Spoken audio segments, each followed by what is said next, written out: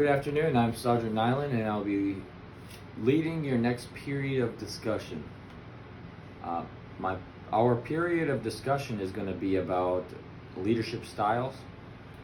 It's personally, I found it to be a very broad topic. There's a lot of different sources, a lot of different resources that say that there's many different styles. The one that I pulled from is from Army University, .mil. It is a site which actual officers and senior enlisted will post actual articles and pull from the FMs and ADPs and all the different resources that we have, and they will talk about them.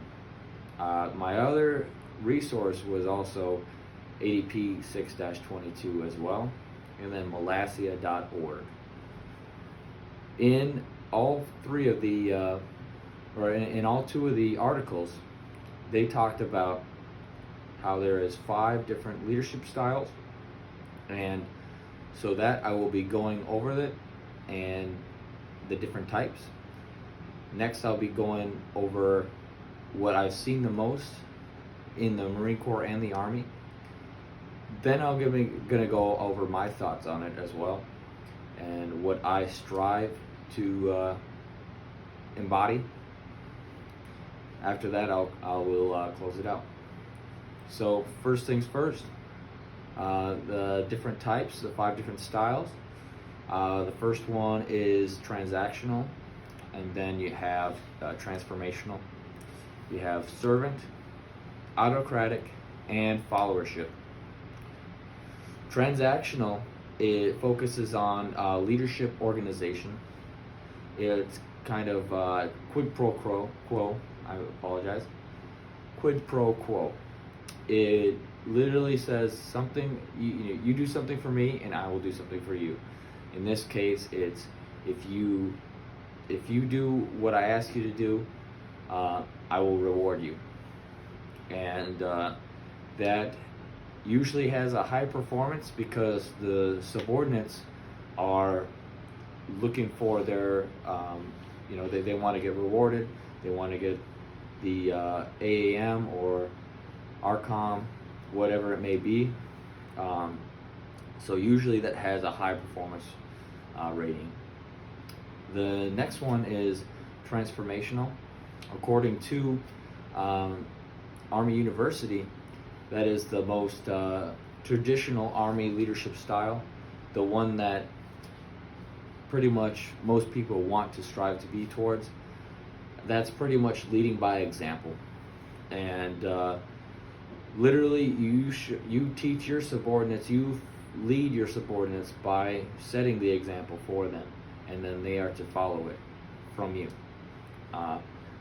It's also it's for changing environments as well, and your subordinates are really encouraged to be creative and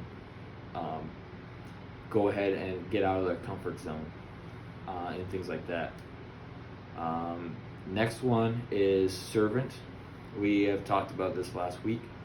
Servant is pretty much the leader bending over backwards to make sure the needs of their men are taken care of.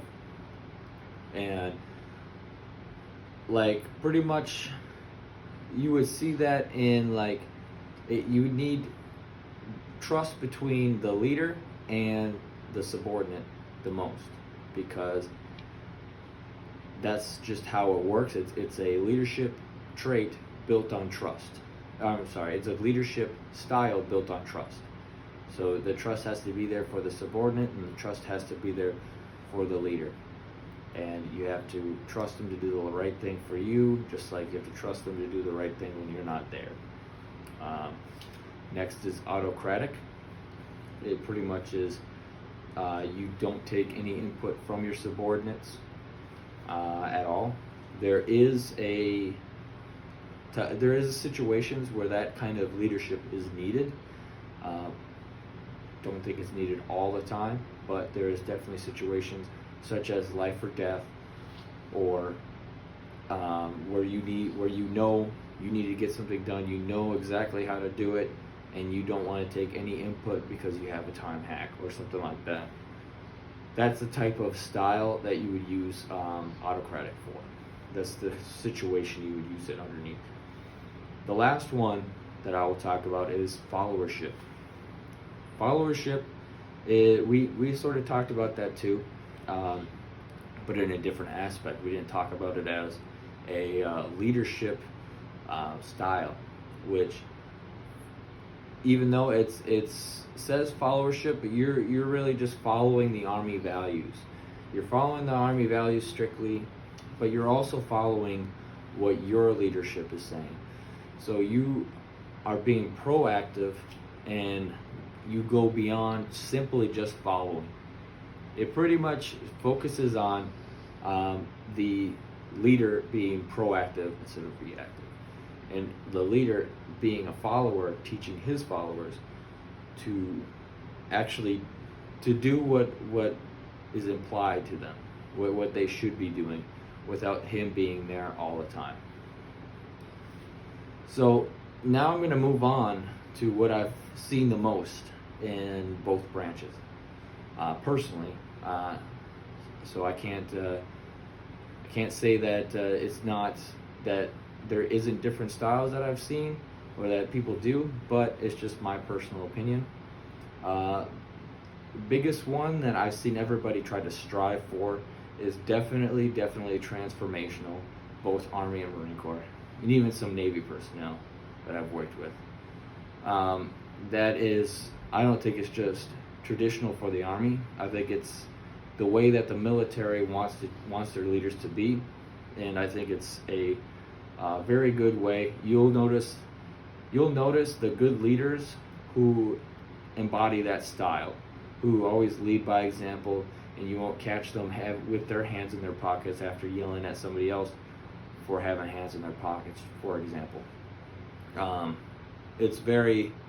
I think it's hard to actually live by all the time, because sometimes you just want to slink back into your comfort zone, and really, you know that it's one of those things where, hey, I know nobody's looking at me, I can put my hands in my pocket, and nobody would know.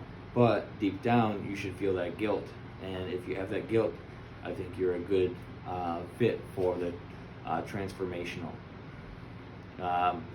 Another one that I've seen, unfortunately, too much, in usually in not just the required aspects, but in most aspects, is autocratic as well, where they don't take any input. It's this way, my way or the highway, pretty much.